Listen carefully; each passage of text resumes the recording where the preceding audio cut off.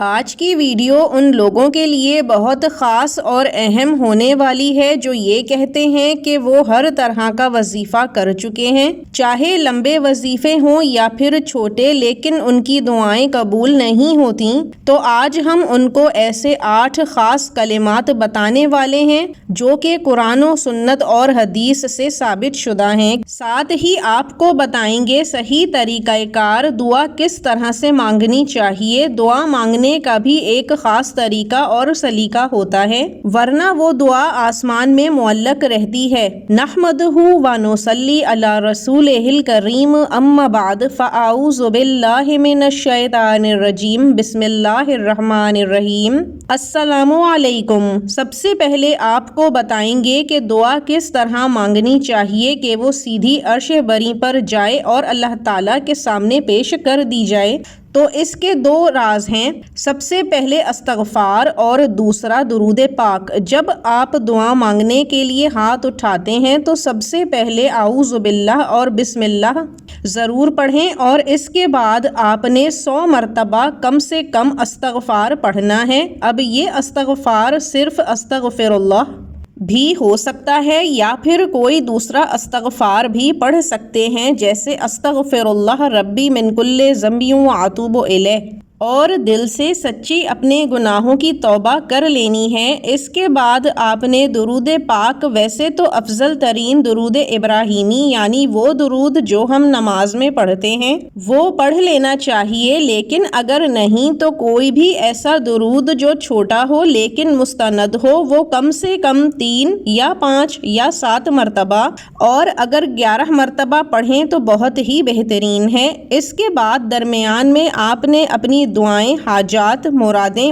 وہ سب مانگ سکتے ہیں، اور پھر آخر میں آپ نے دوبارہ سے کم 3 مرتبہ نہیں تو 5، 7 یا 11 مرتبہ درود پاک کو پڑھ لینا ہے، لیکن درود وہی ہو جو شروع میں پڑھا ہے۔ یہ مکمل اور بہترین طریقہ ہے دعا مانگنے کا۔ اب آتے ہیں ان 8 خاص کلمات پر کہ جن کو اگر دعا کرنے سے پہلے پڑھ لیا جائے تو دعا میں برکت پیدا ہو جاتی ہے۔ ان 8 کلمات کی کوئی خاص تعداد یا مقدار مقرر نہیں ہے، چاہے 11 دفعہ پڑھیں، 41 دفعہ پڑھیں یا پھر 100 مرتبہ پڑھیں، یہ آپ کے اپنے اوپر ہے، لیکن اگر یہ 8 کلمات آپ دعا شروع کرنے سے پہلے پڑھ لیں تو انشاءاللہ آپ کی دعا ضرور قبول ہوگی۔ اللہ تعالیٰ نے خود وعدہ فرمایا ہے اور حضور پاک صلی اللہ علیہ وآلہ وسلم نے بتایا ہے کہ جو شخص ان الفاظ کو یا ان میں سے کسی ایک کو بھی اپنی دعا میں شامل کر لے تو اللہ تعالیٰ اس کی تمام دعاؤں کو قبول فرما لیتا ہے۔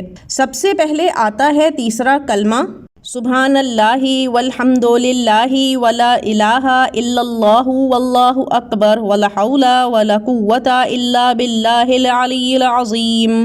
حدیث مبارکہ میں آتا ہے کہ اللہ تعالیٰ کو یہ کلمات بے انتہا پسند ہیں، اور اللہ تعالیٰ اس کے پڑھنے والے کے لیے فرماتا ہے کہ میرا یہ بندہ فرما بردار ہو گیا اور میں نے اس کے گناہ بخش دیے۔ تیسرا کلمہ دعا سے پہلے پڑھ لینے سے دعا ضرور قبول ہوتی ہے۔ اس کے بعد دوسرے نمبر پر سبحان اللہ و بحمدہ سبحان اللہ العظیم آتا ہے۔ یہ وہ کلمات ہیں جو اللہ تعالیٰ کو بے انتہا محبوب ہیں، اور اس کے پڑھنے والے پر اللہ تعالیٰ بہت مہربان اور محبت کی نگاہ رکھتا ہے۔ جب آپ یہ کلمات دعا سے پہلے ادا کریں گے اور پھر دعا کریں گے تو آپ کی دعا ضرور قبول ہوگی۔ اس کے بعد افضل ترین کلمات میں ایک یہ بھی ہے، اللہ اکبر کبیرہ والحمد للہ کثیرہ وسبحان اللہ بکرۃ واصیلا۔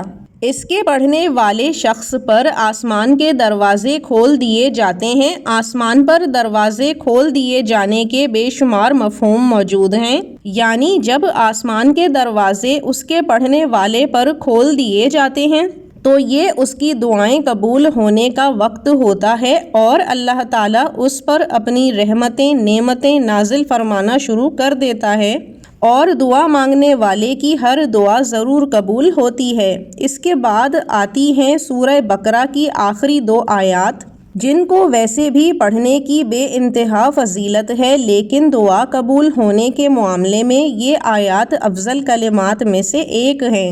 ان آیات کے بارے میں احادیث میں آتا ہے کہ ایک مرتبہ حضرت جبرائیل علیہ السلام حضور پاک صلی اللہ علیہ وآلہ وسلم کے پاس تشریف فرما تھے کہ انہوں نے آسمان پر ایک دروازے کے کھلنے کی آواز سنی، اور پھر حضرت جبرائیل علیہ السلام نے حضور پاک صلی اللہ علیہ وآلہ وسلم کو بتایا کہ یہ آسمان کا وہ دروازہ ہے جو آج سے پہلے کبھی نہیں کھلا، اور اس دروازے میں سے وہ فرشتہ نازل ہوا ہے جو آج سے پہلے کبھی نازل نہیں ہوا، اور وہ فرشتہ حضور پاک صلی اللہ علیہ وآلہ وسلم کی خدمت میں پیش ہوا، سلام عرض کرا، اور آپ صلی اللہ علیہ وآلہ وسلم کو 2 نوروں کی بشارت بھی دی، جن میں سے ایک نور سورہ فاتحہ تھی اور دوسرا نور سورہ بقرہ کی آخری 2 آیات تھیں۔ سورہ بقرہ کی آخری 2 آیات کے لیے حدیث میں بھی آتا ہے کہ جو شخص سورہ بقرہ کی آخری 2 آیات پڑھ کر دعا مانگتا ہے تو اس کی دعا فوراً قبول ہو جاتی ہے۔ اس کے بعد جو کلمات آتے ہیں وہ وَإِلَٰهُكُمْ إِلَٰهٌ وَاحِدٌ لَا إِلَٰهَ إِلَّا هُوَ الرَّحْمَٰنُ الرَّحِيمُ الف لام میم اللہ لا الہ الا هو الحی القیوم۔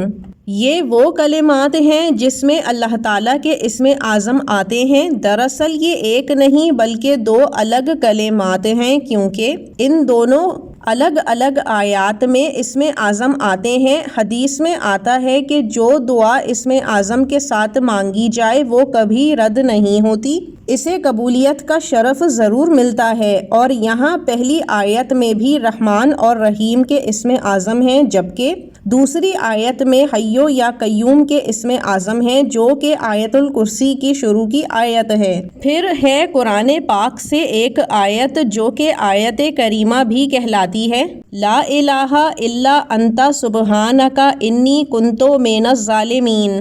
حضور پاک صلی اللہ علیہ وآلہ وسلم کا فرمان ہے کہ جو کوئی آیت کریمہ کے ساتھ دعا مانگے تو اللہ تعالیٰ اس کی دعا ضرور قبول فرماتا ہے۔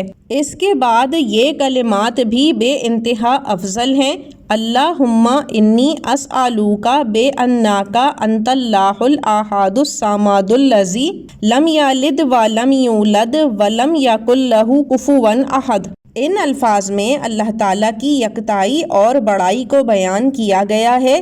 دعا کے قبول ہونے کے لیے سورہ اخلاص کو بہت مجرب مانا جاتا ہے، جو کہ احادیث سے بھی ثابت شدہ ہے، لہٰذا ان کلمات میں بھی سورہ اخلاص شامل ہے۔ اللہ تعالیٰ سے جب دعا کریں تو ان کلمات کو شامل رکھیں، دعا ضرور قبول ہوگی۔ اور پھر درود ابراہیمی، اس کا ہم نے آپ کو شروع میں ہی بتا دیا ہے کہ اس کے بغیر کوئی دعا نہ تو مکمل ہوتی ہے اور نہ ہی عرش بری یعنی آسمان تک جاتی ہے۔ یہ تمام کلمات افضل کلمات ہیں اور احادیث سے ثابت شدہ ہیں کہ جن کو دعا کے ساتھ پڑھ لینے سے دعا کبھی رد نہیں ہوتی۔ یہ کلمات آپ ہر نماز کے بعد ادا کر کے دعا کر سکتے ہیں، لیکن کوشش کریں کہ فرض نماز کے بعد دعا کیا کریں، کیونکہ فرض نماز کے بعد دعا قبول ہونے کا وقت ہوتا ہے۔ یہ مشکل کلمات بالکل نہیں ہیں، آپ 1 سے 2 دن ان کو پڑھیں گے تو آپ کو زبانی حفظ ہو جائیں گے۔ آپ بھی ان کو یاد کیجیے اور اپنے خاندان کی خواتین کو بھی ان کو یاد کروائیے تاکہ آپ جو دعا مانگیں وہ قبولیت کا شرف ضرور حاصل کرے۔ انشاءاللہ اگلی ویڈیو میں دعا کے قبولیت کے اوقات کار یعنی وقت کو لے کر حاضر ہوں گے، کیونکہ بہت سے لوگوں کو دعا قبول ہونے کے اوقات کار کا پتہ ہی نہیں ہوتا۔ اللہ تعالیٰ سب کے لیے آسانیاں پیدا فرمائے، آمین۔ اب ہمیں اجازت دیجیے، وآخر الدعوانا ان الحمد للہ رب العالمین۔ اللہ حافظ۔